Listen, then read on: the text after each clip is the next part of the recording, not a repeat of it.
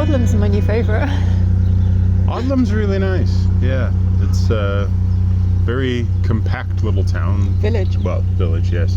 At least the portion that we visited. Very compact, situated right basically On the canal. at 2 locks on the canal. But the canal area is so nice. There's 2 pubs, there's like a mill, converted mill that's now a little canal shop.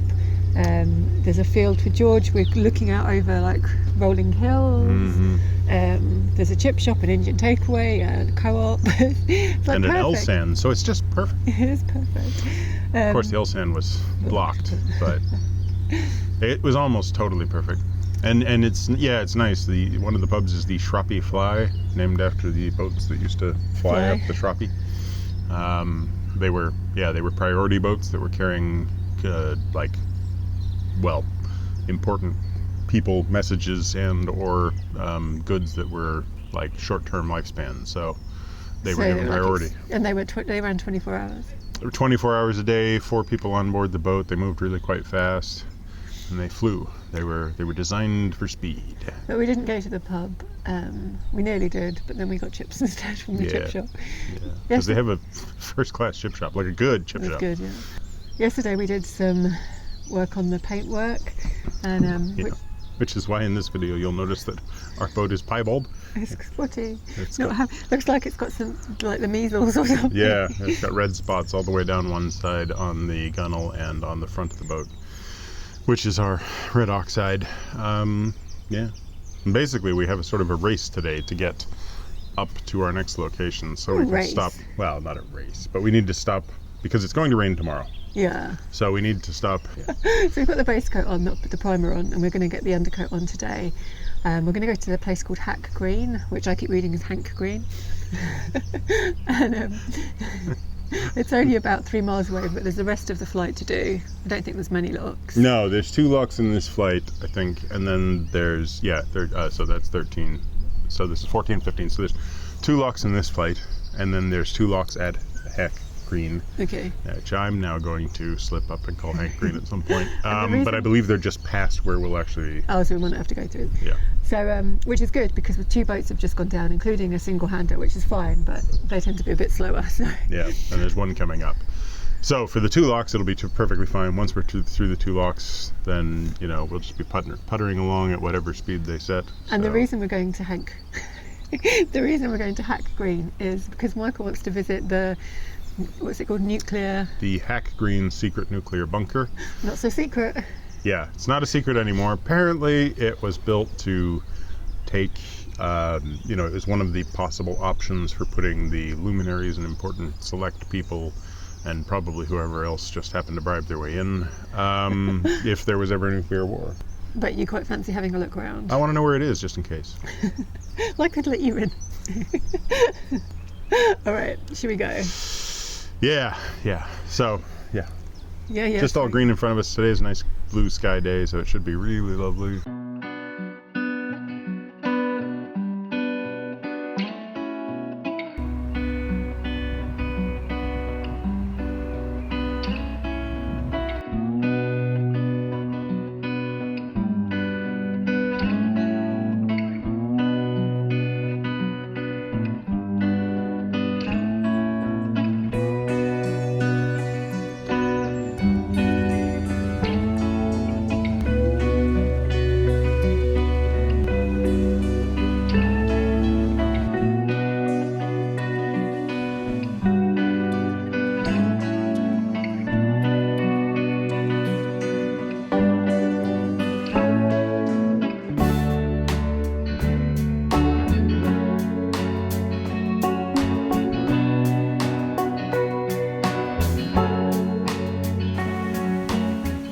So just came through lock 15.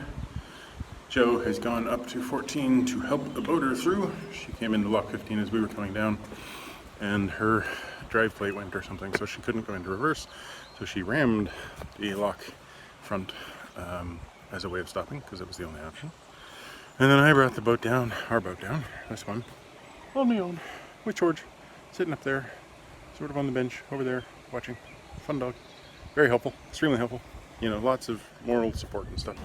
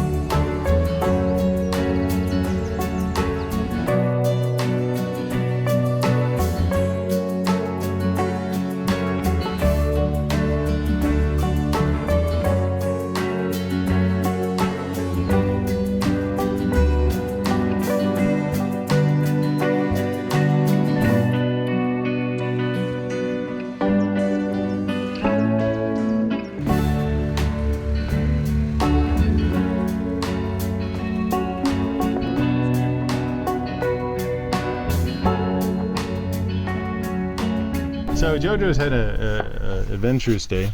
Jojo got stroppy on the I can't say it.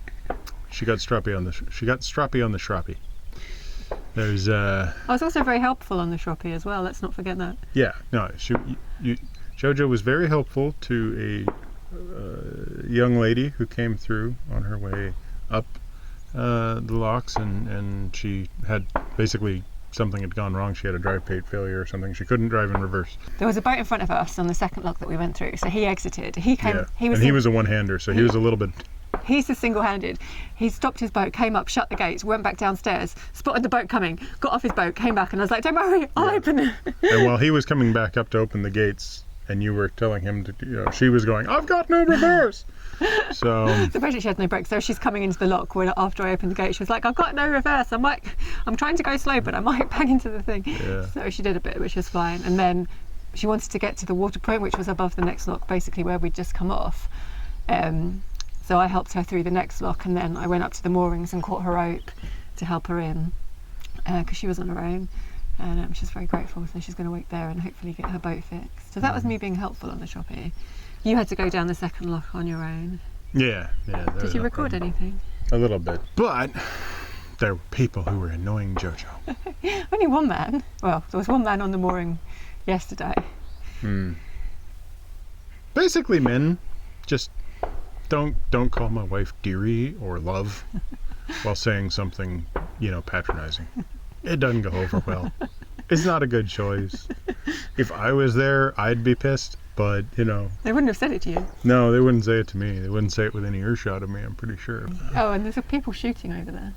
Yeah, I looked it up on Google Maps. I mean, it doesn't tell me what it is, but just based on what I saw, it's a clay pigeon shooting, so like a skeet shooting type range. So there's the constant sound of shotguns going off. So just under the bridge, there's lots of moorings and it's full. Although we could have got on the end. Mm-hmm. So I walked under the bridge and this one's empty. I'm like, what's wrong with these moorings? Yeah. Hello. Well, it's empty apart from this boat. Yeah, yes, which is not doing too well. It's full of mud and water. There. And that's the lock just there. Yeah, and we are just beside, 200 meters basically that way, is the Hack Green secret nuclear bunker, which seems like something that you wouldn't be able to sort of go, oh, that must be it while you're driving up, but there's big concrete buildings and a great big cellular antenna. I'm not sure that was all there back when this was actually a secret. The Shropshire is my new favourite canal. Yeah. It's lovely. It is. It's really pretty. There's like fields of cow and sheep. Well, there's fields of grass with cow and sheep on them. I'm going to the Hack Green nuclear bunker, not the Hank Green nuclear bunker, after we do some painting. Yeah, plan of action, lunch, paint, museum, except I'm not going. I'm probably going to try and tidy the boat. Although I might edit a vlog.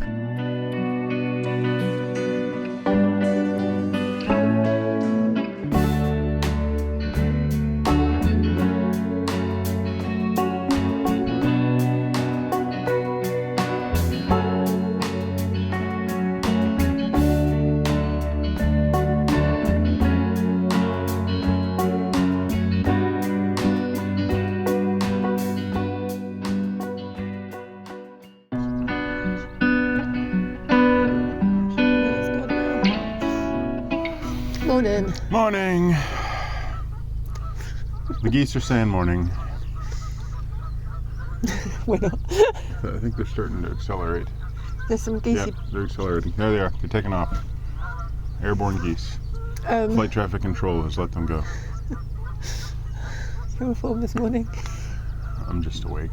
The engine was on before I was out of bed this morning. I'm not awake. It's the only way I could get it going. Hell, the lock was down before you were out of bed this morning. So we should go. We put the primer on the patches of our boat last night that we're painting currently, and we know we're not painting the boat in the best, most professional way. We're literally doing rust prevention. We're stopping it getting any worse. What it needs to be is fully shot blasted and repainted properly. Yeah, with filler and but undercoat and everything. That'll take quite a few weeks, and we'd need to get like a polytunnel, and we just don't have the money or the time to do it at the moment. So what we're doing is basically just patching the little rust spots that we can see. Yeah, basically wherever the original coating has failed, we're just trying to get that covered. So when So you look at our boat and it doesn't look spotty anymore, but it does look like it's been covered in some sort of blue-gray goo, that's what's going on. Also yesterday afternoon, after we had a minor domestic putting on the undercoat, Michael went to the... Hack Green secret nuclear bunker. How was it? Not very secret. It was weird. Like, it was really weird. It was worth going to. I'm not sure that I would say it was worth £10 other than for its sort of uniqueness. They sell replica hand grenades, like replica German hand grenades, the old stick-style East German hand grenades for £12. Why? I don't know. It has nothing to do with the narrative of anything related to that thing, but they do. It was an interesting story. Basically, the United Kingdom has decided long ago that the central government would essentially be wiped out or at least incapacitated by a nuclear strike or even a nuclear threat.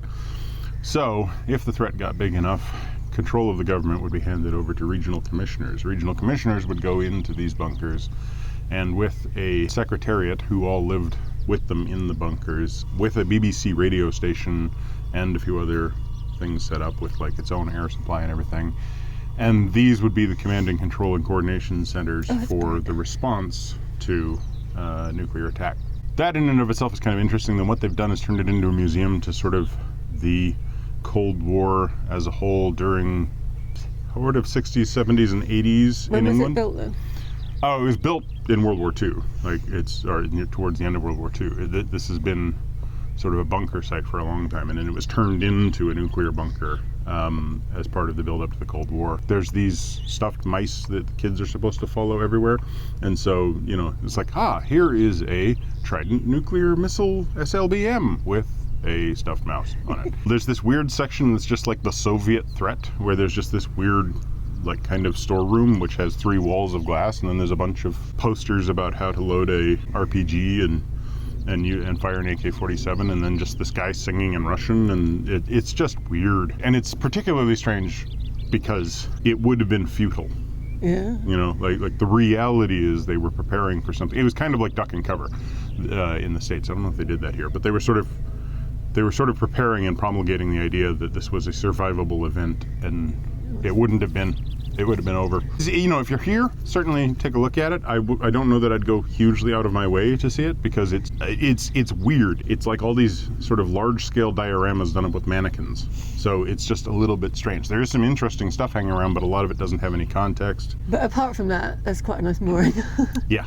With really nice fields and geese and ducks and cows nearby. And it's pretty rural. I mean, there's a little road bridge there, and it's one of those road bridges that can only fit one car. So every time a car comes over, it beeps to let anyone coming the other way know. So it's like beep beep, beep beep. But the lock is down. So we should go. So we're going down the 2 locks of Hack Green Flight, and then the couple of miles on to Nantwich, where we will be meeting up with some celebrities in the form of Narrowboat Experience.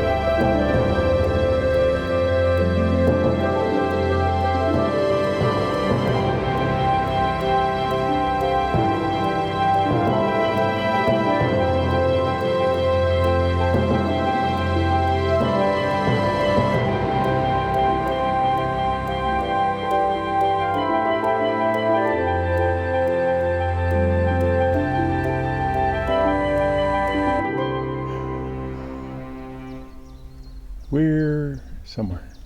Got to Nantwich. Yes, that's the place, Nantwich. Yeah, it was nice. Short drive. But it took longer because we stopped for about 2 hours for a cup of tea with Narrowboat Experience. Yeah, which is really nice. Bye, guys.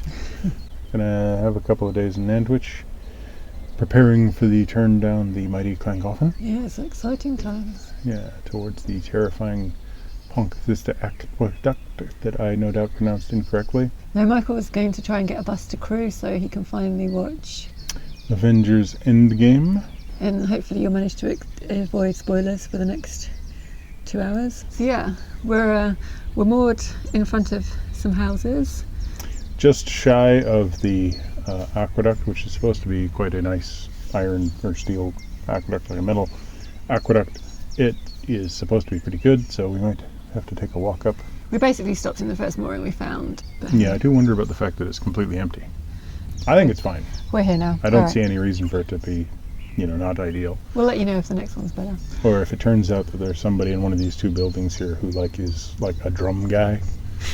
Maybe that's the issue. Or somebody who's just practicing, like 16-year-old kid practicing bass guitar. So thanks very much for watching. Hope you enjoyed the video. Give us a thumbs up if you did. Comment down below. And if you want to, subscribe. And, if you really want to get those notifications, click the bell.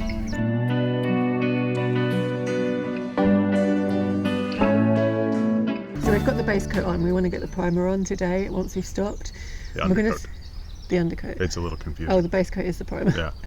Hack green secret nuclear bumper. It's Bumper. The Shropshire Union is, I can't say it, but it's my new favourite canal. It was glorious today. Just say the Shroppy. So. Thanks very much for watching. Oh, we're combining this with, I see. So I thought we were maybe combining this one with the I was just one with yesterday. Yeah, this is going to tack onto the other one? Yeah. Okay. So, let's try that again. Thanks very much for watching. Give us a thumbs up if you want to. Comment down below if you want to. What's the next one? Subscribe. Right, yeah. And subscribe if you're, sorry. So thanks for